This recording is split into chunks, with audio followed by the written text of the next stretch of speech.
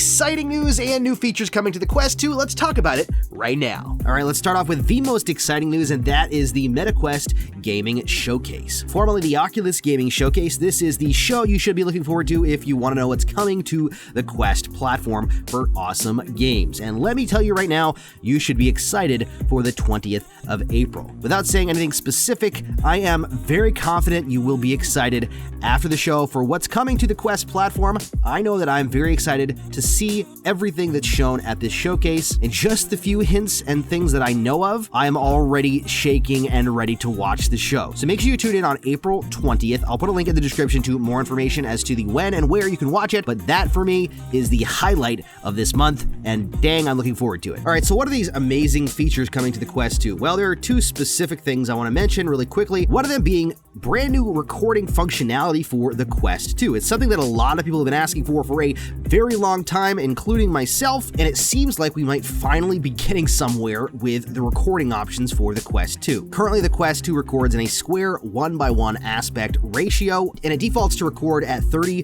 frames per second, which is not great for gameplay. There are ways to make it better by using ADB commands to bump up the bitrate. You can bump up the frame rate. You can change the aspect ratio to 16:9. Unfortunately, all that does is zoom in on the image though and crops it so you're losing the top and bottom of the image, which is why I don't do it. Some Twitter conversations have been going on since January between Nathy and some of the team at Meta, and it seems like we could be getting a public launch in May, possibly April. We'll have to wait and see. We don't really know what kind of tools are coming, but hopefully this allows us to in-headset change frame rate, change the eye that's recording, change the frame size, change the bit rate. All these different options would be amazing. In fact, it'd be even better if you had more options than just what we can do with ADB commands. Needless to say, this is a much needed addition to the platform, not just for content creators like myself, but for anyone that wants to share footage. Right now, it's a pain and it doesn't look great when you want to share stuff with friends and family. The next thing is actually pretty big for those using AirLink, and it's called frame rate insurance. It's supposed to smooth out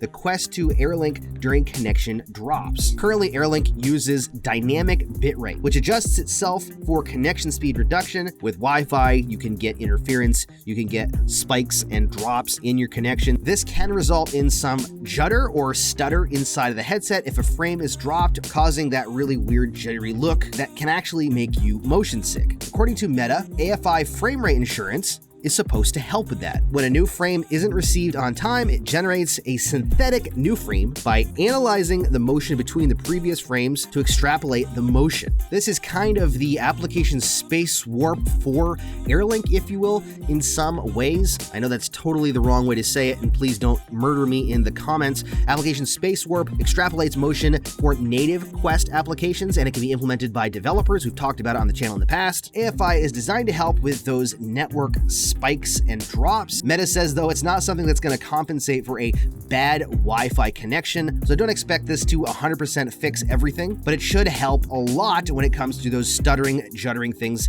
inside of the headset, just due to general spikes and dips in your network performance. Also, for the first time in quite a long while, we got a brand new home environment for the Quest 2. This one is called Mountain Study, and thanks to Getting Things Done for pointing this out. By the way, he's an awesome dude, so go over and subscribe to his channel.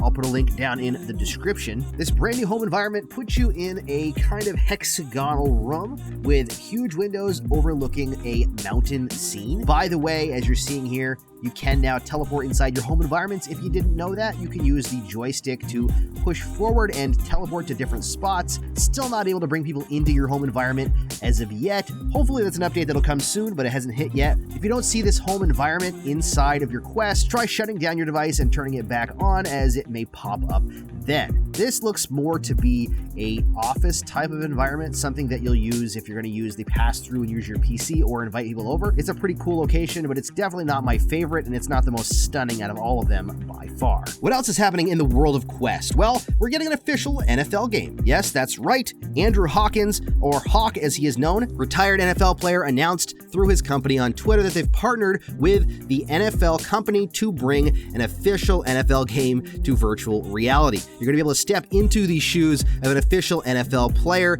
and feel like you're part of the game in a way apparently that has not yet been done before. Now, it's all going to come down to how the game is designed, how it's made, made. It'll be interesting to see if this game allows you to play other positions instead of just the quarterback, how it goes about with training, what exactly it's going to include. All I know is I am thrilled and really excited for the game. No release date yet, but it's exciting to see that companies like the NFL are willing to jump into virtual reality. One huge thing is happening this week. Green Hell launches this week on the Quest. That's right, kind of out of nowhere, Green Hell VR is launching on the Quest platform, and I have played it. I'll have a video out on Thursday. All I can say is I'm excited for people to try it, and I'll leave it at that. But it is coming out this coming Thursday, so just 2 more days away. We also got release dates for the 2 city builder games coming out, Little Cities and Cities VR. Little Cities arrives on April 21st. This is the more relaxing of the 2 games, but it's an amazing and very fun game. And Cities VR, the official City Skylines game coming to virtual reality, is coming out April 28th. A few games have launched that I wanted to mention really quickly. Cosmonious High, the newest game by Alchemy Labs, the developer of Job Simulator and Vacation Simulator, has officially arrived, and it's quite fun. I haven't spent a lot of time in it. I'd like to try to get a video for the channel, but I do have to say it's done really well. They've taken the best parts of the other games that they've made and added a ton of stuff to it, and it's a lot of fun. Also, Warplanes Battle Over Pacific launched as well on App Lab. I'll put a link in the description. If you like the original Warplanes, it's pretty much the same game, reskinned for World War II with some new planes. It has the same type of game modes, the same type of gameplay, so don't expect it to be reinventing the wheel, but if you want something new with some new planes and a new era, then I definitely would check it out.